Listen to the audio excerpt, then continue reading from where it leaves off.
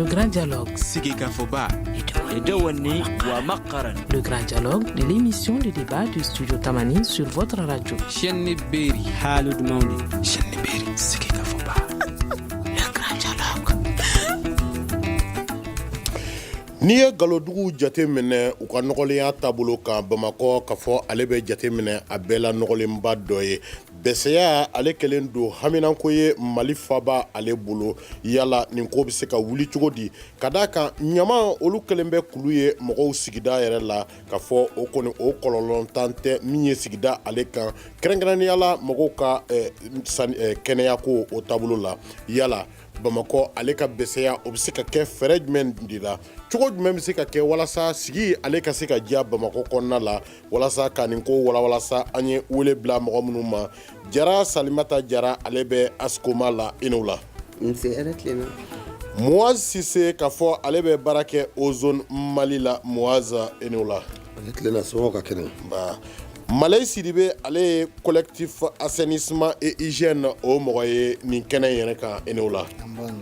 ne yɛrɛ tɔgɔ Aliyu Sidibe walasa ka kɛnɛ a ɲɛnamaya Le grand dialogue. Ni waati kɔnɔna la Malayi Sidibe yala ɲama hakɛ jɔn bɛ bɔ Bamakɔ kɔnɔna la aw ka jate la an bɛ jama fo an lamɛnbaga bɛɛ lajɛlen an y'a fɔ cogo min na sɛgɛsɛgɛli min kɛra Mali kɔnɔ yan n'a bɛ se ka kalakara la o kɛra 2003-2004 a bɛ fɔ ma stratégie de gestion des déchets o y'a yira ko ɲama hakɛ min bɛ bɔ Bamakɔ k'a bɛ t'i jɔ tonne 1000 ani tonne 200 ani tonne 60 o kɛra 2003-2004 o de bɛ stratégie kɔnɔ o ye tile o tile ni waati kɔnɔna la Muaz Sise Ozone Mali la aw ka jate bɛ nin jate kelen ninnu kan wa o kun ye 2003-2004 an bɛ waati min na ka taa 2015 kana se 2016-17 anw bɛ jate mun di an b'a fɔ ɲama min bɛ sɔrɔ Bamakɔ yan Ozone bɛ mun jate minɛ o tɔni 3,000 ani dɔɔni mais n'i y'a jate minɛ wotorotigiw ni maa minnu ta bɛ taa cogoya wɛrɛw la a bɛ se tɔni 4,000 ma k'an to Ɔlɔpu la yani yɔrɔ ka jɛni anw bɛ o baara kɛ n'o ye mais hali bi bi in na an b'o jate kelen kan Salimata aw ka yɔrɔ yɛrɛ la Askoma la yala aw ka jate bɛ min kan o bɛ nin jate fila ni ɲɔgɔn cɛ hakɛ jumɛn na n b'aw fo n bɛ baro in sigili la ka barika da effectivement an bɛ baara kɛ ɲɔgɔn fɛ an sirilen don ɲɔgɔn na ɲɔgɔn dafa baara don donc n bɛ se ka min fɔ degun min bɛ Bamakɔ ɲamanko la a jubaju n b'o fɔ o ye k'a fɔ infrastructure olu man ca baarakɛminɛnw man ca dilanli minnu bɛ k'o kunbɛn olu man ca donc mɔgɔw bɛ mun kɛ ni ɲama sera a kɛra ɲama sugu sugu ye olu b'a fili dɔrɔn n'u ye yɔrɔ yɔrɔ sɔrɔ o taabolo jugu bɛ yen nɔ donc éducation kɛra ka kuma caman fɔ ka u rapprocher ka fɛn caman kɛ mais a tɛ se ka sa mun na parce que bilayɔrɔ tɛ yen ni ɲama bɔra mɔgɔw t'a dɔn u b'a bila yɔrɔ min donc min ka d'u ye u b'o kɛ ni sanji nana u b'a fili ni sanji mana u b'a bila soda la u b'a bila kɛrɛfɛda la u b'a bila kanibo kɔnɔ donc taabolo jugu de bɛ adamadenw na fo an k'o lagosi k'o bɔ adamadenw na mais o fana bɛ se ka lagosi cogo di an sera ka baara kɛ min b'a to ɲamabɔnyɔrɔ bɛ yen a yɛlɛmayɔrɔ bɛ yen an bɛna na o fɛɛrɛw la nka aw ka jate la mɔgɔ ɲɛna fɛn o fɛn bɛ Mali kɔnɔna la o bɛɛ b'i yɛrɛ sɔrɔ aw ka tɔn na ni o ye Askoma ye nka ɲama ale bɛ se ka jate kulu jeli ye aw yɛrɛ ka jateminɛ la ɲama i b'a fɛ kulu ye jumɛn a bɛ se ka tilabolo jeli ye ɲama sifɛya jeli bɛ Mali kɔnɔna la kelen-kelenna la Bamakɔ yan ɲama suba ka ca y'a dɔn i b'a ordre ménagère bɛ yen minnu tobilikɛlaw sokɔnɔmɔgɔw bɛ min kɛ ɲama wɛrɛ bɛ yen o ye hôpitaux ka ɲama ye ɲama wɛrɛ bɛ yen nɔ n tɛ o sabanan in tɔgɔ dɔn mais a ɲama façon ka ca ɲamaw faralen ɲɔgɔn kan olu bɛ bɛna ɲɔgɔn sɔrɔ ɲɔgɔn na parce que hali hôpitaux olu fana ka déchets olu ka kan ka kɛ kɛrɛnkɛrɛnnenya la parce que bana ko de don donc mais fɛn kɛlen bɛ cogoya min na ɲaman bɔnyɔrɔ tɛ yen fɛn kɛlen bɛ cogoya min na birisa ɲagami dɔɔnin don Amena donc f'an ka a essayer k'o de bɔ ɲɔgɔn na. Moi Cissé au zone Mali la. mais ne bɛ yan fɛnɛ fɛngɛ Aliyu n bɛ yan fɛnɛ Kayifa de tɔgɔ la ka da kan kɛrɛnkɛrɛnnenya la an bɛ Water Aid fo k'a barikada ale sababu la an ye coalition de créer min ka baara kunsinnen bɛ nin ma. Tabarikala. Moi Cissé au zone na aw kɔni ka baara bɛɛ bɛ tali kɛ nɔgɔko ka ɲamanko yɛrɛ kan yala aw bɛ se ka ɲamanw aw b'u sigiyɔrɔma ka kɛ taabolo jeli ye. N'i y'a jateminɛ ɲama taabolo bɛ se 3 ka se 4 ma fɔlɔ a y'a fɔ cogoya min na o ye dɔgɔtɔrɔsow ta mais o tɛ bɔ kɛnɛ ma a ka ca o bɛ jeni dɔgɔtɔrɔsow kɔnɔ walima a bɛ taa yɔrɔ dɔw la basaw an b'a ye dɔgɔtɔrɔso yɔrɔw la sɛbɛnnu kɔnɔ u bɛ na ni katakatani k'u ta ka taa o jeni mais ɲama mun bɛ ye kɛnɛ yɛrɛ kɔnɔ n'o bɛ taa bɛɛda yɛrɛ kan o ye ɲama 3 ye fɔlɔ ye mun ye sokɔnɔ ɲamaw dumuni tobiw charbon tasumakisɛw lɔgɔw fɛn misɛnnin tɔw walima minɛnkolo sɛsikolo walima manaw papiyew o ye ɲama fɔlɔ ye o ye ɲamajala ye ɲama filanan ye mun ye minnu b'u ka yiriw tigɛ k'a ton da la walima k'u ka yɔrɔ ci k'a fɛn dɔ ɲamaw ni fɛnw bɔ k'o ton o fana ye ɲama dɔ ye ani ɲama mun bɛ yen n'o ye gitɔrɔn yɛrɛ sanfɛlaw ye o ye bɔgɔ ye bɔgɔ fana o fana bɛ komi ɲama anw fɛ Mali kɔnɔ yan barisa bɛɛ n'i ka jamana ka réalité don barisa anw ka réalité mun ye bɔgɔ de bɛ gitɔrɔn kan o de bɛ mɔgɔw empêcher u bɛ poussière kɛ wa jango dɔ wula fɛ extractif bɛ bɔ ka taa mobili bɛ di commune 6 bɛɛ lajɛlen n'o ye BNTP ye ka bɔgɔ cɛ a bɛ se ka 3 voyage sɔrɔ ka taa n'a ye décharge la o ye dɔ ye mais mun ye sɔgɔmadaw ta ye minnu bɛ baara kɛ 6h à 14h olu mobili minnu bɛ BOM ani BNTP BOM ye jumɛn ye minnu bɛ ɲama ta du ni du daw da u bɛ ɲama k'a kɔnɔ a b'a ɲimi k'a ɲimi ka taa n'a ye ani minnu bɛ yen u b'a cɛ ka taa n'o ye sati ye o tuma olu bɛɛ ɲama qualité kelenw ta mais BNTP bɛ bɔgɔ dɔrɔn de ta o tuma ɲama ye qualité 4 ye Mali kɔnɔ yan. Yala Malayi Sidibe dɔ b'e fɛ ka nin ko dafa wa. bon min kɔni bɛ ne fɛ k'o yira n'i bɛ ɲama fɔ ɲama bɛ lasago yɔrɔ min na a bɛ fɔ o ma centre d'enfouissement technique o centre d'enfouissement technique la station d'épuration 2 de bɛ yen station d'épuration Bamakɔ yɛrɛ mun bɛ bɛɛ. Bamakɔ fɛn tɛ yan min bɛ yan o ma dilan o ma ban o tɛ baara yɛrɛ la yɛrɛ. Centre d'épuration olu bɛ min. o bɛ jamana norme bɛ jamana mun na ni jamana mun ye norme sigi u ka ɲamanko la o comme Wagadugu b'an kɛrɛfɛ yan sisan olu fɛ olu ye décharge jɔ. Sikaso fana Bamakɔ t'a la sisan yala ale ta hakɛ la. Bamakɔ t'a la n taara Bamakɔ décharge la n ye station d'épuration kelen de ye o bɛ ordures ménagères kan mais station d'épuration wɛrɛ bɛ kɛ a bɛ fɔ o ma déchets spéciaux olu ye déchets dangereux ye donc n'i ye ne ɲininka ne b'a fɔ ɲama y'o su 2 ye mais ɲama wɛrɛ bɛ yen techniquement sɔrɔ k'olu yɛlɛma n'a bɛ fɔ o ma les déchets obsolètes bɛɛ b'a dɔn o bɛ sɔrɔ sanubɔyɔrɔ ninnu de la olu ɲamaw danger min b'o la olu yɛrɛ tɛ se ka traiter an fɛ yan olu bɛ lataa kɔfɛ de ko t'olu traiter donc nin ɲama jate la nin ye 3 de ye. nka Bamakɔ kɔnɔna la yala o suguya laban min fɔlen filɛ nin ye i bolo olu o y'a daminɛ ka don Bamakɔ wa. o bɛ don Bamakɔ kɛ sanubaaraw ni fɛnw tɛ kɛ artisanaux ni fɛnw na wa déchets métaux lourds de b'olu la. Malayi an bɛ fɛn dɔ wele ko politique nationale de l'assainissement yala Mali kɔnɔna la o politique min ni ale bɛ sen na ni a bɛ ka waleya bi na yala jɔyɔrɔ jumɛn dilen don Bamakɔ ale ma o kɔnɔna la. Bon, direction nationale de l'assainissement et du contrôle des pollutions et nuisances olu de b'o gafe kunna o gafe ye sariya sɛbɛnw de ye k'a yira ɲamanko bɛ taa sira mun fɛ sariya jamana yɛrɛ ye sariya ta ɲamanko kan ka kɛ cogo min na walasa ɲama kana don ji la ɲama kana don dugukolo la ɲama kana don fiɲɛ la k'a kɛ sababu ye ka mɔgɔw ni baganw bala donc o kɛlen don ka sariya ta o ka principe dɔ bɛ yen a bɛ fɔ o ma pollueur payeur n'i ye ɲama min bɔ o ɲamanko kungo bɛ de da la e de b'i jɔ n'o musaka ye o kɔni o bɛ kan k'o bila en pratique mais k'a fɔ k'a sera ka pratiquer a tɛ se ka pratiquer parce que mɔgɔ tɛ se ka misiw daba bila misi ɲɛfɛ misi de bɛ bila ɲɛfɛ ka daba bila kɔfɛ. Moi Cissé aw bɛ dɔ kalama o politique nationale d'assainissement ko kunna kɛrɛnkɛrɛnnenya la ka ɲɛsin Bamakɔ ma. Bon ne b'a fɔ tɔ ka jɛ dɔɔnin basabu Bamakɔ yɛrɛ maa min yɛrɛ bɛ ɲama yɛrɛ sira ɲama ye k'i a mabɔ i la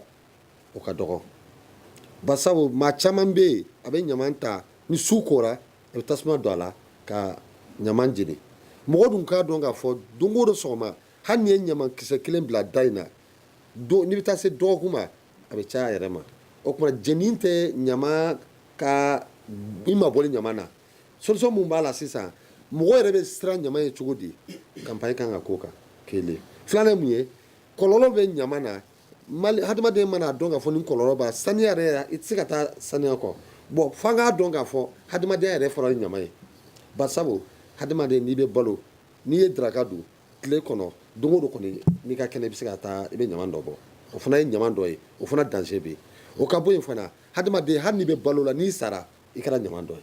o fana problème yɛrɛ fana bɛ yen tuguni bon an bɛ yɔrɔ min na bi in na n'an ko an bɛ kuma ɲamanko yɛrɛ kan ka taa sisan fɔ sini ɲama kɔlɔlɔ mun b'a la hali bi in na ni jamana yɛrɛ bɛ se ka faamuya di mɔgɔw ma ka sensibilisation de kɛ ɲamanko yɛrɛ bɛ cogoya min na dɛmɛ bɛ se ka kɛ cogo di ka bolo di ɲɔgɔn ma k'an mabɔ ɲama na mais i b'a sɔrɔ sisan ɲamanto yɛrɛ kan dɔw yɛrɛ balo de bɛ o ɲaman kelen fana na tuguni yɔrɔ kɔni ko kɔni ma sabati dɛ. madame Jara asko ma kaifa yɔrɔ aw ka yɔrɔ la aw bɛ se ka mun de fɔ politique nationale min kan kɛrɛnkɛrɛnnenya la ka ɲɛsin Bamakɔ ma yala wa mɔgɔ jɔn ni jɔn de bɛ nin politique nationale nin waleyali o hukumu kɔnɔna la Bamakɔ yan. u da sera a ma direction nationale de l'assainissement DNACPN o ka direction régionale bɛ yen a y'o kuma fɔ donc olu de ka kan direction régionale ni ale de ka kan ka Bamakɔ kɔnɔ ka fɛn kɛ mais fɛn fana kɛli u da sera a ma ni fɛn bɛ kɛ ale ye ɲama ko min fɔ ɲama gestion c'est parce que éducation fɔlɔ ka mɔgɔw ladamu u k'a dɔn u b'a kɛ cogo min na an kɔni y'o kɛ sensibilisation information tiɲɛ tɔgɔ ko Mahamadu a kɛra mais mɔgɔw degunnen bɛ mun na bilayɔrɔ ko maintenant a traitement ko n'a kɛra n y'a ye wagati la u b'a ta ka taa aéroport yɔrɔ la a bɛ taa to yen de fɛnɛ a bɛ kɛ ɲama wɛrɛ ye ne bɛ taa yɔrɔ dɔ la n bɛ baara dɔ k'o yɔrɔ fan fɛ o yɔrɔ in ye dumunifɛn ɲɛnama yɔrɔ de ye mais i b'i to yɔrɔ in na n t'a tɔgɔ fɔ i b'i to yɔrɔ in na ɲamanton de bɛ i ɲɛ kɔrɔ donc a défaut bɛ min na o ye infrastructure minnu kan ka ɲaman bɛ ta cogo min na a bɛ se ka bayɛlɛma cogoya min na y'a dɔn plastique ko aw b'o kalama o déchet o bɛ don dugu jukɔrɔ a bɛ na ni masiba caman ye baganw b'a dɔn a bɛ na ni masiba caman ye mɔgɔw an kɔni b'a fɔ mais tiɲɛ tɔgɔ ko Mahamadu adamadenw tulo ka gɛlɛn u tulo ka gɛlɛn fo Mali dun kɔnɔ sariya tɛ yen min b'a to mɔgɔw bɛ se ka pénaliser n'i ye fɛn min kɛ a dangalen bɛ yɔrɔ dɔ la n'o kɛra i ka kan ka pénaliser adamadenya la parce que citoyenya la hakɛ dɔ b'e bolo k'o respecter mais hali n'u ma respecter mɔgɔw tɛ se ka yamaruya ka farinya ɲangili min ni min n'a ka kan o tɛ se ka kɛ o la donc kow bɛ taa ten mɔgɔw degelen bɛ impunité la u bɛ min fɔ impunité la donc taabolo falenni ka gɛlɛn sensibiliser dɔrɔn t'a ɲɛ il faut que sariya de ka boli adamadenw kan u bɛ siran min ɲɛ min b'a to u b'u to kɔnɔ ka ɲuman barika a ko la o de bɛ manquer kosɛbɛ. aw ka yɔrɔ la Askoma Kaifa mɔgɔw b'a fɔ k'a fɔ ko n'i ye ɲama jeni sisi min bɛ bɔ a la sigiju min bɛ bɔ a la ko o bɛ masiba b'a la wagati da la an ye kuma dɔw fana mɛn k'a fɔ programme u bɛ pluie provoquer min kɛ avion ni ka mugu ci walasa sanji ka na k'a fɔ ko o bɛɛ bɛ na ni o masiba kelenw ye yala mɔgɔ bɛ se ka kala turu o kuma la wa. bon u bɛ min fɔ tiɲɛ de don pluie provoquer n tɛ se k'o ta sɛmɛntiya mais ɲama traitement dɔ bɛ yen nɔ i b'a kɛ i b'a ninakili n'i y'a ninakili sinsan bɛ yen bana wɛrɛw bɛ yen minnu tɛ sinsan ye min bɛ se ka i sɔrɔ mais a bɛ fɔ adamadenw ye dɔgɔtɔrɔso la hali sigiɲɔgɔnya la a bɛ fɔ ɲɔgɔn ye mais ne ye min kɔlɔsi n bɛ kuma ni ala cɛ la tiɲɛ tɔgɔ ko Mahamadu sensibilisation kɔni mɔgɔ caman de b'a la an ka ca an carinen don mais adamadenw u ka cogoya a falen ka gɛlɛn an k'o fɔ ani ala cɛ donc fo mɔgɔw k'a faamuya ko falen a hɛrɛ bɛ se olu de fɔlɔ ma ni ladili kuma fɔr'u ye u ka ladili kuma lamɛn u k'u yɛrɛ lakanda u k'u denw kanda u k'u ka famille kanda ani sigiɲɔgɔn tabarikala parce que ɲɔgɔn dafa de ko don. Malayi Sidibe yala politique nationale ko ka dafalita bɛ fɛ k'a fɔ Bamakɔ ale hukumu kɔnɔna la wa. ne kɔni b'a min dɔn politique nationale ni an bɛ gouvernement fɔ a la o y'a adopté 2009 o baara ɲana fo ka tɛmɛ janvier 2009 a adopté o de la a tɛ mɔgɔ kelen kan a bɛ Mali dugu bɛɛ de kan donc document min don malien forlen don document dilali la mais a baara kɛli o ye ko wɛrɛ ye dɛ donc politique nationale nin kɔni ye ɲamanko organiser k'a ban pewu mais k'a bila baara sisan an jɔlen bi yen de parce que n'i ko i b'a baara fo mɔgɔw ka former mɔgɔ minnu bɛ ɲamanko la fo k'u former fɔlɔ olu mun kan ka mɔgɔw lakana ɲamanko la olu yɛrɛ ka formation sɔrɔ donc n'o bɔra yen a tɛ taa musaka kɔ bon gouvernement yɛrɛ fana n'i y'a lajɛ volonté politique ba tɛ gouvernement na ɲamanko la parce que n'i y'a lajɛ environnement u bɛna wari min bila a ka budget national la est ce que a bɛ 1% yɛrɛ bɔ mais n'i taara Ghana o ta bɛ tɛmɛ 7% kan donc o yɔrɔ gɛlɛya ni musaka tɛ ɲamanko la ɲamanko tɛ se ka dilan parce que ɲamanko sigilen bɛ musaka de kan fo ka musaka kɛ ka ɲamanko fɛngɛ donc n'o bɔra yen minɛn mun bɛ kɛ k'a baara kɛ n'a bɛ fɔ olu ma ko ressources matérielles olu ressources matérielles la o fɔlɔfɔlɔ min ka gɛlɛn o ye décharge ye ɲaman bɛɛ kan ka ta ka bɔ mɔgɔw senkɔrɔ ka bɔ dugukolo ni jiw kɛrɛfɛ ka taa n'a ye yɔrɔ min na o de ye fɛn fɔlɔ ye n'o Bamako ti yan o min bɛ cɛnfala ye o ma ban o yɛrɛ a fɔra ko défaut b'o la k'o ma dilan ka ɲa donc a bɛ komi an yɛrɛ bɛ ka ɲama min bɔ an sigilen b'a ɲama sanfɛ de ɲama ma taa yɔrɔ la de an b'a sanfɛ de ɲama ale m'a fɔ sa ko 4000 tonnes a ka fɛɛrɛ b'a bolo mais ne kɔni bɛ kuma ni min ye o ye papier min dilanla 2003 n'o ne b'a dɔn kalan kɛra o de kan baaraw kɛra o kan ka ɲamaw ta quartier populaire kɔnɔ les quartiers semi populaires faama quartier o fantan quartier o jama ka ca quartier mun na ka ɲama b'u kɔnɔ k'u fɛsɛfɛsɛ k'u ton basiw kan k'u peser k'a lajɛ mana hakɛ min bɛ sɔrɔ la nɛgɛ hakɛ min bɛ sɔrɔ la chiffon hakɛ min bɛ sɔrɔ la ainsi de suite k'u bɛɛ calculer ka étude kɛ ka ɲama hakɛ bɔ ka tila k'a yira mɔgɔ kelen o bɛ ɲama gramme kilo kelen ka taa se kilo kelen ni gramme 60 la mɔgɔ kelen de b'o bɔ donc n'i ye Bamakɔ population ta k'o multiplier o la olu ye estimation de ye donc o estimation bɛ se k'a jira bi kɔni an bɛ yɔrɔ min na a ko 3000 tonnes Bamakɔ ɲama tɛ se ka jogo jukɔrɔ donc politique nationale o de kama n b'a yɛrɛ ɲininka n ko o tuma autorité ko de don wa ou bien incivisme de don k'a ba i yɛrɛ la o de problème don wa ni o de problème don sariya ka boli min fɔra a kɔnɔ ko polière PR mɔgɔ min ye ɲaman bɔ ka bɔ ou bien k'a ka wuluwuluji bɔ k'a kɛ mɔgɔw senkɔrɔ sariya nin bɛɛ talen don sariya kelen tɛ yen sigida kɔnɔ ɲamanko kan a kɛra ɲaman jima ye a kɛra ɲaman gazima ye a kɛra ɲaman ɲaga yɛrɛ ye jamana ye stratégie disons politique nationale kumanen don nin bɛɛ kan ka tila ka sariyaw bɔ a la ka sanction bɔ a la a bɛɛ bi yen a bɛ mairie kɔnɔ ayiwa mairie kɔnɔ direction ministère de l'assainissement ministère de l'environnement démembrement bɛ mairie kɔnɔ an b'a fɔ direction nationale e ka jate la jɔn de tɛ k'a ka baara kɛ mun t'o ka baara kɛ mun t'o ka baara kɛ ne b'a fɔ sariyatigiw de t'o ka baara kɛ o ye jɔn ye o ye mɔgɔ mun bilalen don k'a baara surveiller mais politique in kɔnɔ jɔn de kan ka baara in yɛrɛ k'a kɔlɔsi min kan ka baara kɔlɔsi o ye service a bɛ fɔ o ma brigade d'assainissement brigade d'assainissement bɛ commune bɛɛ la commune si tɛ yen a tɛ yɔrɔ min na brigade d'hygiène mɔgɔw b'a la BIP mɔgɔw b'a la donc mun fɔrlen don ɲamanko ni sariyako la ɲamanko la olu faralen ɲɔgɔn kan commune bɛɛ kɔnɔ a bɛ fɔ o de ma brigade o brigade créelen don commune bɛɛ kɔnɔ a arrêtéw taara a fɛn bɛɛ kɛra mais o brigade de kan ka wuli ka baara kɛ a baara kɛcogo la mais n'u bɛ baara kɛ fo ka moyen d'u ma dɛ ni moyen ma d'u ma o tɛna ɲa dɛ o de kosɔn n y'a fɔ n ko tɔ ka jɛn don. Vous écoutez Studio Tamani, votre avis nous intéresse. Écrivez vos commentaires et suggestions sur la page Facebook et dialoguez avec nous. Studio Tamani, c'est aussi les réseaux sociaux.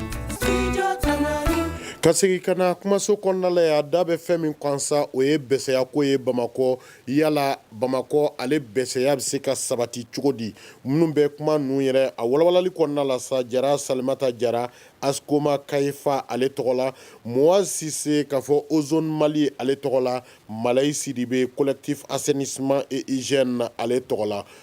nin waati kɔnɔna la sa k'a fɔ Malayi an bɛ segin e ma n'i ye jateminɛ kɛ Bamakɔ kɔni ɲama hakɛ min bɔlen don o hakɛ o dɔɔnen don nka yala ko bolodalen jɔnw bɛ yen nɔ min b'a to k'a fɔ ko Bamakɔ ka bɛsɛya bɛ se ka sabati n bɛ kuma station ko kan station minnu ni u bɛ se ka bu traitement ninnu kɛ fo ka taa se vidange ko ninnu ma ani bɛɛ ni hakɛ joli kan ka se ka nin baara yɛrɛ kɛ n'i ko Bamakɔkaw ka wasa min ye bɛsɛya ko ta fan fɛ bɛsɛya ko minɛn o minɛn kan ka don min bɛsɛya kan la ka bɛn a ma o bɛ décharge o bɛ t'i jɔ fo décharge 3 ka se décharge 4 ma parce que n'i ko Kalabankɔrɔ mɔgɔ min bɛ Kalabankɔrɔ ko disons Kalabankura ko ɲama ka taa Cɛfa la o ka ca ni 50 kilomètres ye donc wajibi ba kɔfɛ yan fan fo ka décharge kura place ɲini a place kun sɔrɔla mais a feerela fo a morcelila k'a feere donc o bɛɛ b'a yira mɔgɔw magoba tɛ ɲamanko kan parce que ɲama min bɛ ta ka bɔ aw senkɔrɔ ka taa lasago yɔrɔ min na yalasa a kana se k'aw bana n'aw y'o feere donc maintenant o dun place wajibi hali n'a a bɛ minɛ mɔgɔw la a feerela mun ma k'a minɛ o la fo k'o dayɛlɛ a nɔ la tuguni ka décharge kelen dayɛlɛ ba kɔfɛ min bɛ Numubugu n'o ma ban cogo min na k'o fana laban o de ye baara fɔlɔ ye parce que n'i ye baara kɛ n'i ma décharge ninnu dayɛlɛ i bɛ taa ɲama ye min n'o bɔra yen quartier kɔnɔ an bɛ nin daminɛ tuma min na 92 ni ɲamanko daminɛ 92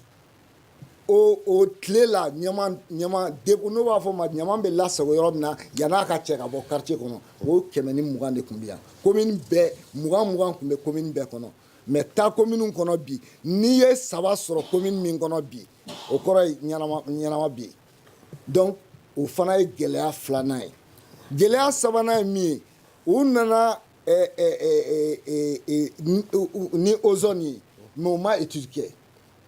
ozone kɔni taara ka na bila an kan mais étude ma kɛ étude parce que étude la maire kan ka bɔ a kalama mun bɛ dugu ma olu kan ka bɔ a kalama sanfɛmɔgɔw ninnu fana ɲɛsinnen b'a ko ma bɛɛ de sen kan ka don a la u ka bɔ a kalama pour que k'a yira la a ka kɛ min ye a bɛ baara kɛ cadre min kɔnɔ mun fana bɛ terrain kan o fana bɛ baara kɛ cadre min kɔnɔ k'o définir o ni ɲɔgɔn cɛ donc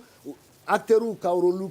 conflit bɛ acteurs ka rôle la dɛ acteurs ka rôle conflit ɲɛnabɔlen tɛ dɛ parce que mɔgɔ t'a dɔn GIE de ye ɲamancɛlaw ye wa ozone de ye ɲamancɛla ye wa mais sariya min na olu ye sariya min ta district la o sariya y'a jira ko ozone de bɛ Bamakɔ ɲama bɛɛ cɛ mais ozone nana mun sɔrɔ depuis 92 olu ta bɛ kɛ jumɛn ye o de kama ministre ye weleli kɛ k'an fara ɲɔgɔn kan k'an ka sigi ka kuma parce que u y'a ye anw b'an ka baara la hali bi olu nana ka fɛn bɛɛ kɛ an ma se ka bɔ a la GIE b'u ka baara la quartier kɔnɔ ayiwa ni GIE ye baara jɔ quartier kɔnɔ don o don ko ozone ka taa ozone yɛrɛ tɛna taa parce que Bamakɔ i bɛ taa superficie min na a bɛ t'i jɔ fo kilomètre carré 267 o dun surface ka bon ozone tɛna se k'o couvrir o minɛn t'u bolo a fɛn t'u bolo donc fo dɔw ka ɲama labɔ ozone k'o kunbɛn fan dɔ la ka ɲama minɛ ka taa n'a ye décharge la voirie tun bɛ baara min kɛ ozone bɛ se ka voirie de remplacer o tɛ se ka GIE remplacer. Moise Sise ozone Mali yala ozone ko in yɛrɛ a bɛ liyala joona bi ala k'an bɛ sababa ma yanni n ka don ozone ko na musokɔrɔba ka kuma ani Sidibe ka kuma yɔrɔ dɔw bɛ yen dakurunya teriya la n'o tɛ an mago bɛ ozone ta de la sisan ayi yɔrɔ dɔw bɛ yen a ye mun fɔ Olympe la 3000 tonnes par jour an b'o de sɔrɔ yen jenina an bɔra yen ka taa Kati sira la Pongé ye forotigiw ni ɲaman bɔyɔrɔ tɛ yen baara in hali ni ozone tɛ ɲamanko tɛ se ka dilan sirasi fɛ fo ɲaman ka yɛlɛma ka kɛ fɛn de ye o wari yɛrɛ bɛ se ka baarakɛlaw sara a bɛ se ka développement ni wɛrɛ ye o tuma na an bɛ taali min o yɔrɔ faamuyara sa o yɔrɔ faamuyara ozone ko in bɛ liyala joona bi ayi n bɛna o parce que n bɛna nin mun na an bɛ sɛgɛn o sɛgɛnna ɲaman bɔyɔrɔ tɛ yen nin waati kɔnɔna la ozone ka baara yala ozone ko bɛ liyala joona ozone ko bɛ liyala mun na parce que an bɛ problème mun na baarakɛminɛnw an ye grève sigi sen kan k'a jira k'a fɔ laɲini 6 bɛ yen an mago b'o la baara in ka kɛ o kɔnɔ o b'a jira ko ozone bɛ baarabila cari la bi an bɛ baarabila cari la laɲini 6 in na an ko fɔlɔ an talen ni sisan cɛ papier sabatilen ka k'an bolo an ka sara ka kɛ i n'a fɔ gouvernement baarakɛlaw bɛ sara cogoya min na retraite ni fɛn bɛ ka confirmer sans furu n'an taara banque la an ka juru sɔrɔ i n'a fɔ tɔw bɛ cogoya min na o ye fɔlɔ ye filanan mun ye o ye dɔ ka fara an ka sara kan san 4 sara min bɛ d'a ma Moise ni ne y'a faamuya o ye ozone baarakɛlaw ka laɲini ye ozone yɛrɛ a nalen don bɛsɛya ko min kama Bamako kɔnɔna la yala o bɛsɛya ko o bɛ liyala jɔna bi o bɛ liyala mun na population yɛrɛ de kɛlen bɛ ka yala a yirala k'a fɔ ko mɔgɔ minnu bɛ yen nɔ sisan nin dépôt hakɛ in nin bɛn hakɛ in nin baara cakɛda hakɛ in yala ozone bɛ yɔrɔ min na a bɛ ka jɔyɔrɔ jɔn fa o hukumu kɔnɔna la an bɛ yɔrɔ min na bi bi in na fo dépôt transit ka caya a ye hakɛ min fɔ o ɲɔgɔn 5 kana bɔ o kɔnɔ pour que ɲama ka se ka cɛ ka taa n'a ye kɔfɛla la mais ozone yɛrɛ bɛ liyala a bɛ liyala mun na an bɛ mago bɛ dɛmɛ de la état fɛ a ka moyen kɛ ani géo k'an bolo di ɲɔgɔn ma ani population ka baara fana di ɲɔgɔn ma basa ozone kelen tɛ se ka baara kɛ jamana in kɔnɔ faut que bɛɛ ka jɛ ka wuli k'a jɔ k'a tɛgɛ di ɲɔgɔn ma état yɛrɛ fana ka sariya ta ɲamabɔyɔrɔ fana ka sɔrɔ a ka transfert kɛ ka kɛ fɛn wɛrɛw ye n'o tɛ baara in tɛ ɲɛ sira si fɛ. ok Salimata aw kɔni mɔgɔ o mɔgɔ bɛ mago ɲɛ o bɛɛ bɛ ɲɔgɔn sɔrɔ aw ka kulu kɔnɔna la ozone wulila ka na baarakɛlaw tun bɛ yan a kɛra ko fila ye ozone nana min kama k'a fɔ ozone ye laɲini wɛrɛw nana ka na sɔrɔ min yɛrɛ u tɛna kun fɔlɔ bɔ u kɔnɔ yala aw bɛ se ka mun de fɔ nin ko kan ozone yɛrɛ nali ye k'a fɔ bi n'a ka bi yala aw bɛ se ka mun jate minɛ ozone ka baara kɛlen o kan fo ka se bi ma. an bɛ se ka min jate minɛ ozone nana an y'a miiri vraiment ko yɛlɛmaba de bɛna kɛ ko la nka an bɛ tiɲɛ fɔ an jigila tigɛra an m'a ye ozone ma se ka kɛ défaut bɛ niveau min na n t'o kɔni dɔn mais kɛnɛ kan kɔni ozone ma se ka kɛ o ye kelen ye filanan n bɛ min fɔ fɛnɛ ozone ma se ka contrat in fɛngɛ comme an jigi tun b'a kan cogo min n t'a contenu dɔn mais kɔni an tun hakili la ko kow bɛ kɛ cogo min kow ma kɛ ten mais min fana bɛ yen i y'a dɔn commune bɛɛ la maire fana ka kan ka mesure dɔw ta min b'a to a ka commune a bɛ lakanda a bɛ lasaniya maire fana an bɛ tiɲɛ fɔ ɲɔgɔn ye fanga t'u la munna n ko fanga t'u la ma merci ye min bɛ se k'a ka commune fɛngɛ k'a fɔ ne kɔni ne ta bɛ kɛ tan a bɛ adamadenw k'a to o ta la o tɛ yen ni maire y'a fɔ u bɛ ko kɛ min ka jugu n'o ye a ye commune carte ta dɔrɔn o ye misali la baaraba min kɛra miliyari min kɛra k'a cɛ a seginna a nɔ na siɲɛ 2 a b'o ta k'o lajɛ Numubugu min n'a b'a kuma na Numubugu jɔn bɛ taa ɲama bɔ yen Numubugukaw ko k'u ma jɛn n'a ye u ka yɔrɔ u ma jɛn n'a ye bi u ma jɛn n'a ye sini fanga bɛ état la k'a kɛ wa fanga tɛ état la k'a kɛ donc tant que ɲɔgɔn dafa ma sabatiya fanga k'a dɔn a kan ka fanga a ye fanga de ye a ka sariya ta min b'a to tɔgɔ jugu ka d'a kan mais a ka baara kelen a nɔ ka ye kɛnɛya ka kɛ yɔrɔw ka saniya an ka don hukumu wɛrɛ kɔnɔ ka Bamakɔ ani yɔrɔ tɔw ye cogo wɛrɛ la min tɛ nin n'o tɛ bi Mali yeli Bamakɔ yeli k'u masuli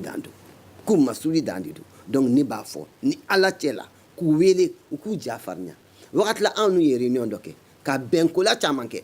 ka bɛn a la an ka jɛn n'a ye sanction ka ta ni min ma min kɛ don min na an ka sanction ta fɔlɔ la an faw tile la a tun bɛ kɛ olu tile la mais a kun ye n'i ko kari k'a kɛ i yɛrɛ tilennen don i ta la dɛ n'o kɛra parce que mɔgɔw bɛ ɲɔgɔn lajɛ n'o kɛra kow bɛ falen e k'i ta k'a kɛ cogo la walayi n'a ye a bɛ tugu i la et puis namara yɛrɛ de kana kɛ foyi tɛ se ka kɛ nin ko in na bi ne bɛ min fɔ aw ye ni sanction ma ta adamadenw ka taabolo la taabolo juguba de b'o la mais n b'a fɔ tuguni yɔrɔ ka yira ɲama bɛ bɔ yɔrɔ min na dingɛw ka sen ji bɛ taa yɔrɔ min na n'olu tɛ yen kɔni ko bɛ gɛlɛya. Malayi ozone nana ka na aw sɔrɔ baara la hali bi aw ni u ka kan ka ɲɔgɔn dafa ni y'a faamuya i ka kuma la yala e yɛrɛ ka jate la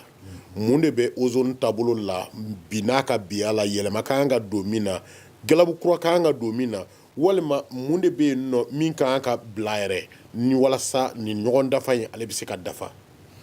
bon ozone ka problème ye min ye ozone ka contrat signé wari min na a ka ca collectivitéw ma parce que Bamakɔ collectivité 7 de bɛ yan ozone ka kan ka sara miliyari 9 a n'a kunkanfɛn miliyɔn 800 kɔ san est ce que collectivitéw bɛɛ faralen ɲɔgɔn kan o bɛ se k'a sara o tɛ se o tɛ se dɛ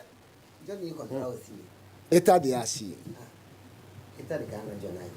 donc état fɛnɛ tɛ se k'a sara état walima état y'a signé k'a bila collectivitéw ɲɛ de état y'a signé collectivitéw bila k'a signé k'olu bɛ o accompagner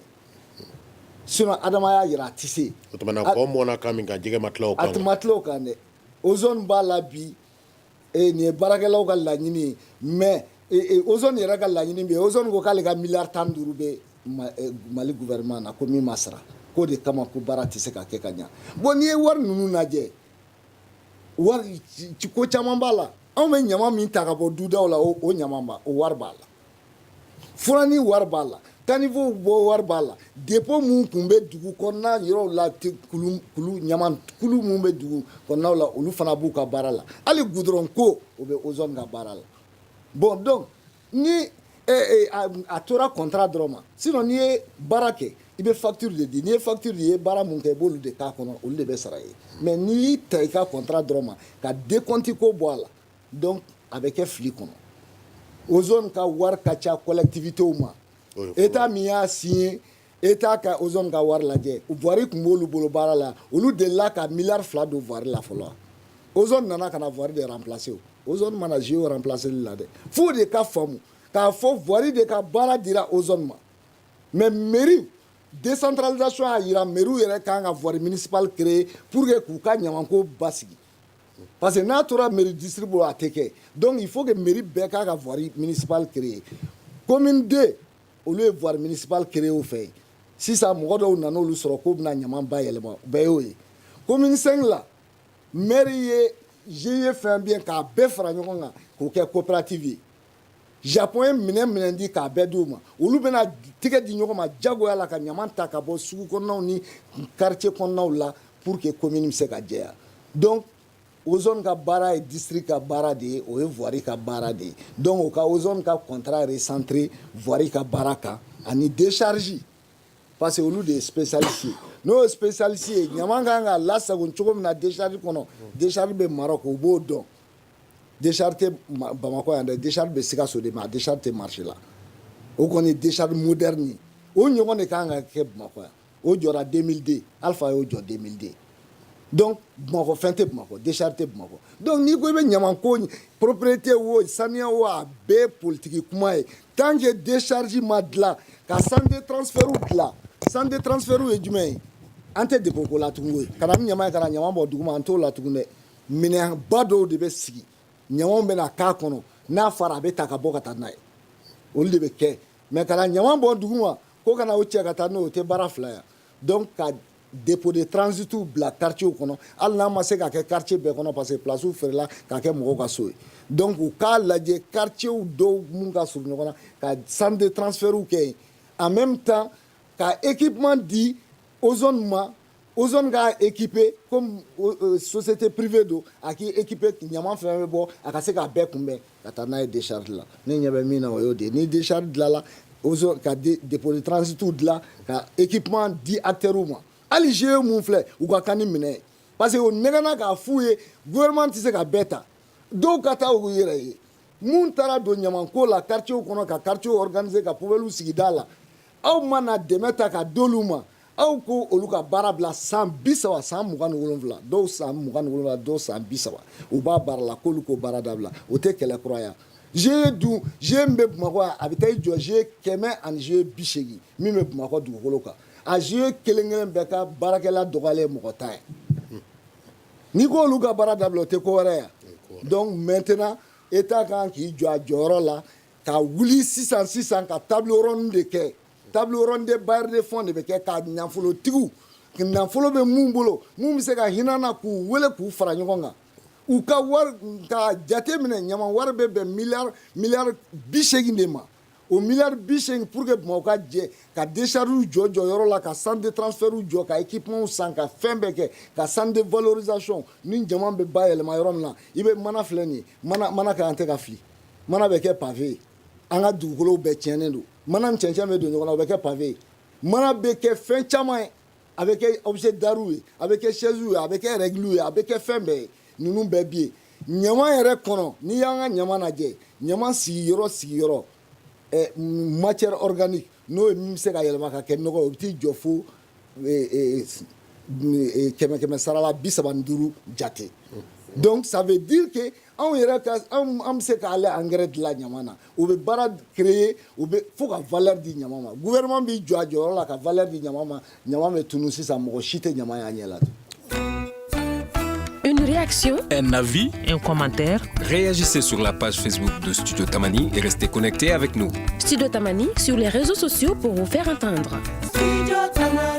ka segi kana kumaso kɔnɔna la yan da bɛ fɛn min kan sa o ye bɛsɛya ko ye yala bamakɔ ale ka bɛsɛya o bɛ se ka sabati cogo jumɛn na mɔgɔ minnu da bɛ kuma la nin waati yɛrɛ kɔnɔna la jara salimata jara askoma kayefa Moaz Sise Ozone Mali Malayi Sidibe collectif assainissement et hygiène Moaz Sise yala fɛtata dɔ tun bɛ e fɛ nin waati la fɛtata min bɛ ne fɛ kosɛbɛ ne b'a jira k'a fɔ an bɛ fɛn fɛn na ɲama yɛrɛ dama yɛrɛ ne y'a yɛlɛmana a y'a fɔ cogoya min na ɲama mana yɛlɛma k'a kɛ produit ye a bɛ kɛ pavé ye a bɛ kɛ poteau ye a bɛ kɛ courant ye a bɛ kɛ gaz ye o yɛrɛ dama yɛrɛ bɛ se ka joyew sara a bɛ se ka mɔgɔ wɛrɛw sara a bɛ se ka ozone fana développer ka sɔrɔ état de ma dɔrɔmɛ kelen don a la mais baara min yɔrɔ min na a kun fɔra ko baara min na kɛ ten de ozone nana u ye 6 mois de kɛ voirie kɔnɔ u bɛ ka baara ye étude kɛ ka sɔrɔ baara yɛrɛ ma daminɛ mais n'a fɔra ko gɛlɛya nana don a kɔnɔ a bɛ sɔrɔ a bɛ niveau mun na fo bana k'a ɲini k'a dɔn de mɔgɔ sɔrɔ population ka satisfait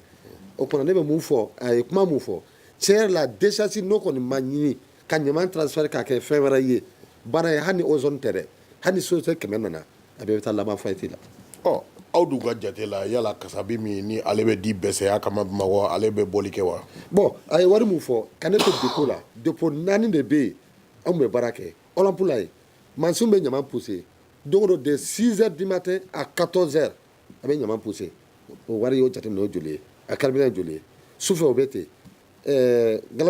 gilimacaro n'o ye lafiyabuguta ye a bɛ yen a bɛ olympe a bɛ CSP la yan nɔ n'o ye mɛdɛkurata ye a bɛ dépôt 5 de la i yɛrɛ k'a jateminɛ o wari ye joli ye mais fɛn mun don anw bɛ baara kɛ terrain de kan mais mun ye a musaka ye a carburant ye basabu carburant minnu bɛ jeli a yirala k'a fɔ yɔrɔ minnu f'i ɲɛna i b'a jateminɛ ne tun bɛ se ka 8 voyages 5 voyages 6 voyages ne tun b'o de sɔrɔ par jour ne y'a jateminɛ ka bɔ commune 1 parce que ozone ka sariya kɔnɔ ni ɲama cɛra ka bɔ commune mun na secteur mun na c'est interdit i ka taa kɛ forotigi kunna i ka taa n'a yɔrɔ wɛrɛ la hali ni i bɛ tilen k'i jɔ dɛ wa fɛn dɔw bɛ yen nɔ mais a budget ko o tɛ ne tɛ se k'a da don o la minnu bɛ kɔrɔtɔrɔli la olu de bɛ se k'o ɲɛfɔ n b'a dɔn k'a fɔ a kɔni bɛ se ka ɲɛ sira mun fɛ ni bɛɛ bɛ nafa sɔrɔ a la population bɛ nafa sɔrɔ a la état bɛ satisfait bamakɔ bɛ saniya fo ɲamanbɔyɔrɔ finali ka sɔrɔ transit ka caya o tuma na équipement ka na état bɛ se ka fɛn fɛn kɛ a ka bayɛrɛw ɲini ka na a tɛ ɲɛ ozone dɔrɔn fana tɛ se k'a dɔrɔn kɛ dɛ ozone ni géo k'u bolo di ɲɔgɔn ma a tɛ se ka ɲɛ sira si fɛ basa mun na yɔrɔ dɔw bɛ yen ozone mɔlu yɛrɛ mana don n'a fɔsara maa min ka baara tiɲɛna dan t'a la géo bɛ se ka don u b'a maîtriser ka taa porte u b'o ta ka na bila yɔrɔ dɔ la ozone b'a ta ka na yɔrɔ dɔ la ka yɔrɔ furan yɔrɔ minnu bɛ yen parce que olu ka mɔlu ka gɛlɛn ni u ma ni hadamaden ni ye o kumana minnu bɛ yen n'u bɛ se ka don fɔliw bilen dɛ fɔli bɛ se ka don yɔrɔ caman ou bien géo ka baara kɛcogoya bɛɛ n'i ka maîtrise don dɛ mais n kɔni mun kɔni fɔ k'a dɔn k'a fɔ n sigilen bɛ mun kan baara in a tɛ ɲɛ état ka jɔ a jɔyɔrɔ la géo fana u ka puissance dɔ ka d'u ma u ka ozone dɛmɛ u ka baara la ni saba fara ɲɔgɔn kan bon o bɛ saniya baara bɛ ɲɛ mais n'o ma kɛ kɔni k'a fɔ bɛɛ bɛ fɛ ne kelen a tɛ ɲɛ o la dɛ. Salimata ko kun kana di kuntigi kɔ bi ta in kɔni a laban na di a kɔ ka d'a kan anw ye fɛɛrɛ bɛɛ tigɛ walasa mairie-ba u jɔyɔrɔ ka fa u bɛ direction min wele ko service urbanisme voirie assainissement walasa u ka ye nin kɛnɛ kan fo kana se an bɛ ko daminɛ yɔrɔ min na an ma u ka jaabi sɔrɔ nka aw yɛrɛ ka jateminɛ la ka d'a kan fɛn o fɛn bɛ mago ɲɛ Mali kɔnɔ aw b'olu jɔyɔrɔ fa yala aw bɛ se ka mun de fɔ nin den suivant in yɛrɛ ale jɔyɔrɔ kan min ye ɲamako ale ta fanfɛyɔrɔ la Bamakɔ bɛ se ka kɛ damu ye cogo min ne bɛ se ka min fɔ ne b'a dɔn dɔw nana yan minnu sera ka baara ɲuman kɛ u ka jamana kan misali la Sénégal olu bɛ bi ɲama façon k'a ta kun fo kun a yɛlɛmalen bɛ bi a wari b'u bolo u nana yan nɔ u ye anw ye u ye mairie-ba mɔgɔw ye u ye ministère mɔgɔw ye ka fɛn bɛɛ ɲɛfɔ k'o bɛ kɛ cogo min consultant nana k'an bɛɛ ye kayifa ni fɛnw donc ka a yira baara taabolo dɔ b'a la n'a sera ka taa Mali la a bɛ se ka an bɔ nɔgɔ la mais malheureusement a nana a tagara fo ka taa se bi ma an m'a ye ko kɛra ka taa o sira fɛ donc ne bɛ min ɲini sisan nɔ comme an yɛrɛ an tolen tan yan an kɛɲɛnen don ka bouger minnu nana k'u ka fɛn fɔ an ye munna an tɛ taa ɲɛ d'a kan ka taabolo faamuya olu fɛ cogo min na an fana bɛ se ka olu ladege an bɛ dogi mun kɔnɔ an ka se ka bɔ a kɔnɔ ninnu bɛ yan déjà ninnu bɛ yan GIE bɛ yan GIE bɛ baara min kɛ ne bɛ ka f'i ye Badilabugu filɛ nin ye ne bɛ CEMAGESCO la GIE de b'anw ka ɲaman cɛ ɲaman tɛ sigi anw ka do la ka tile kelen kɛ n b'o GIE bi kɛnɛ in kan bi a ka kan n k'o fɔ k'o foli k'u ye a ɲana a ma ɲɛ an ka ɲaman tɛ to so da la u b'a ta kalo sala u bɛna u ni min ka kan n'an kan ka sara an bɛn kan an b'o sara u ye n bɛ foli kɛ k'o da donc GIE ninnu ni kɛnɛ dir'u ma k'u ni yɔrɔ daga sigi u b'a minɛ an fa ni ɲɔgɔn dafa don ozone fana mairie mɔgɔw état de nana ni ozone ye u k'a lajɛ cogo min na u bɛ se ka kow labɛn cogo min na u k'u ja farinya ozone kɔni nana waati min na an kɔni y'a ye k'a fɔ Bamakɔ ɲaman cɛli ko dɛsɛnna ko tɛ dɛ anw biiri la o de waati kɔni na bɛɛ wasara mais bi bɛ cogo jumɛn parce que kow tɛ taala a sira fɛ kow de tɛ taa n'a daminɛna a tɛ laban n'a ma laban kow bɛɛ bɛ tiɲɛ donc fo kow ka laban o de kama ni inspiration t'an na k'a miiriya k'a kɛ an bɛ taa inspiré kɛnɛ ma ɲɔgɔn dafa de ye diɲɛ ko bɛɛ ye an bɛɛ farafinna ne tun bɛ fɔ o yɔrɔ jaabi ko ma parce que fɛn dɔ bɛ yen n'i y'a ye an nana ɲaman tun bɛ dama na ozone tun bɛ dama 2015 février c'est plus que 1 mètre 51 mètres anw b'a ɲaman cɛ arabu dɔ tun b'an bolo an tun bɛ superviseur nɔfɛ dépôt kelen tun bɛ yen bon o ɲaman bɛɛ tun t'a bɔ Olympe la lycée kɔfɛla in na c'est plus que 18 mètres a gazi ye ne yɛrɛ ɲɛ a ye ne bila kataki bila ne ɲɛ kan verre tun tɛ verre don gazi fɛ mais c'est plus que 18 mètres 20 mètres bɔyɔrɔ tun ye kelen ye mais bi bi in na kabini o jenina ni bɔyɔrɔ ko problème nana fo bi a ma se ka ɲɛnabɔ bon o tuma na a ye mun fɔ dɛ Sidibe ye mun fɔ en tant que ni bɔyɔrɔ ma sɔrɔ tigitigi o bɔn o de kɛra o de y'a to nɔgɔra dépôt des ordures olu ko tɛ wa yala sigiyɔrɔkɔlɔw la gɛlɛya ka k'o la o ka ye yala sigida kura minnu ni olu lotissement bɛ ka kɛ yala dépôt ko in yɛrɛ o tɛ ka se ka a bɛ ka jateminɛ wa a tɛ ka jateminɛ a tɛ ka jateminɛ mɔgɔ tɛ foyi de faamu parce que problème ye Maroc ne yɛrɛ ye Maroc ye pour que ka bɔgɔ yɛrɛ sɔrɔ i tɛgɛ la wulu parce que problème dɔ bɛ an k'o fɔ dɛ hali ni yɔrɔ furan an ka agents bɛ yɔrɔ furan an yɛrɛ bɛ yɔrɔ furan ni yɔrɔ furan k'a to 30 minutes poussière bɛna bɔgɔ ni ɲaman cɛ ka taa kɛ wulu kɔnɔ wulu bɛ gere o tuma na ni pavillon dilan yɔrɔ dilanna Maroc ye pavillon bɛ dilan ka poteau dilan ka goudron dilan pour que ka bɔgɔ yɛrɛ y'i ɲɛ na c'est pas tout facile parce que fɛn dɔ bɛ yen baara bɛɛ kan ka labɛn k'a kɔn sigibaaw sigili ɲɛ mais ni mɔgɔ nana sigi sigiyɔrɔ la yɔrɔ bɛ se ka dilan cogo di yɔrɔ tɛ se ka dilan dɛ o tuma na ɛrɛ bɛ yɔrɔ min na i ye mun fɔ dɛ kabini an ka segin an kɔ de minnu kɔnna an ɲɛ i n'a fɔ Sénégal ani Maroc ninnu na an ka t'u ka baara kɛ cogo mun y'olu bila nin na surtout Sénégal an bɛ développer o mais mun na anw ka fɔ dɔrɔn an bɛ kɔrɔlen kɔ de la an tɛ segin ka na développement na an tɛ se ka bɔ nɔgɔ la o. Malayi yala fura ta fanfɛyɔrɔ la e bɛ se ka mun de fɔ Bamakɔ ale ka bɛsɛya ko o bɛ se ka sabati cogo min na. ne kɔni bolo ɲaman k'a fɔ ɲaman b'an tɔɔrɔ a bɛ yɛlɛ de bila la parce que ne bolo ɲaman bɛ komi sanu de ɲaman ye matière première de ye Faransi ɲaman bɛ bɔ Faransi fo ka diɲɛ wuli Bamakɔ tɛ se k'o bɔ mais t'a lajɛ kɛ Faransi jɛlen don Faransi servi anu ka farafin kelen minnu bɛ taa olu de b'a baara caman kɛ dɛ olu de b'a kɛ parce que a technologie b'olu bolo ɲaman ko ye technologie ko de ye il faut que brevet de traitement de ka k'i bolo pour que k'i da don ɲaman ko la ɲaman mana bɔ cogo cogo i b'a traiter a quantité cogo nana a kɛra ji a kɛra fɛn i b'a traiter o de expertise bɛ Faransi bolo n'o b'a fɔ ma Veolia kun nana Bamakɔ yan pour que kana Bamakɔ ɲaman ko étude kɛ u y'a fɔ ko étude fɛn fɛn kɛra k'a ma ɲɛ k'u bɛ segin étude kan ko 1 milliard caisse française kun ko k'u bɛ 20 millions d'euros di 1 million o b'o di subvention na 10 millions o b'o juru don commune na mais u ka jɛ n'a ye étude ka kɛ décharge hakɛ min kan ka sigi Bamakɔ ɲaman ko kan ka taa cogo min na a kan ka structurer cogo min na a kan ka exploiter cogo min na a kan ka exploiter cogo min na olu kun nana o kɛ hali Veolia filɛ Veolia de ye ozone formé ozone ka mɔgɔ fu ozone kun ye Veolia baarakɛlaw de ye donc olu kun an bɛ i bɛ taa nɛgɛ tigɛyɔrɔ ye f'a ye dɛ an bɛ ka an kɔ d'olu min na an k'u wele u kana fara an kan ka ɲamanko kɛ parce que ɲamanko tɛ bi ni sini ɲamanko ye san 40 san 50 ko ye parce que mɔgɔninfinw sigilen de bɛ yen dɔ bɛ taa dɔ bɛ na. tabarikala an ko Salimata Jara Salimata Jara Askoma Kayefa i ni ce Mouaz Sissé, Ozone Mali, Initié, Malaï Sidibé, collectif assainissement et hygiène, Datume Femina, Ode, BCA Koye, Bamako, Aleb Seka, BCA, Seka Sabati, Chojon, Kafokurun, Alebe Yinkana, Se, Shana, ni Watimina, Niba Feka, Djamouka, Ila Soroni, Yelena Bololo, Sanfe, www.studiotamani.org, Ni Haglenan Bi fait, et puis c'est OK, Alibi, réseaux sociaux, Sanfe, Walma Yiningali Barani, Bish Wolovlani, Duru, Bishegin Nani Tani Kele, Ani Tani Kele, Walma Biolovlan Duru, Bishegin Nani Tani Fla, Ani Tani Fla, Nin Labem, Bella Jelen Savatila, Mi Studio Tamani, Aleka, réaction au fait, Mi Krankrani Alla, Peting Diara, Kafo, Fion Trukala, Obe, Ale Bolo, Niwatina, Ademenebe, Mogame Fessa, Oye, Krankrani Alla, Nuhun Jire, Ale, Niwati Konala, Ambe Foli di Bella Jelema, Nereto, Mohamed, Nereto, Aliou Sidibé, Mohamed Touré, Kafo coordination, Ale Tumbe, Ale Bolo, Aukambe. Le grand dialogue. Sigi Kafoba. Edewani wa Makaran. Le grand dialogue de l'émission de débat du studio Tamani sur votre radio. Chenni Beri. Halud Mauni. Chenni Beri. Sigi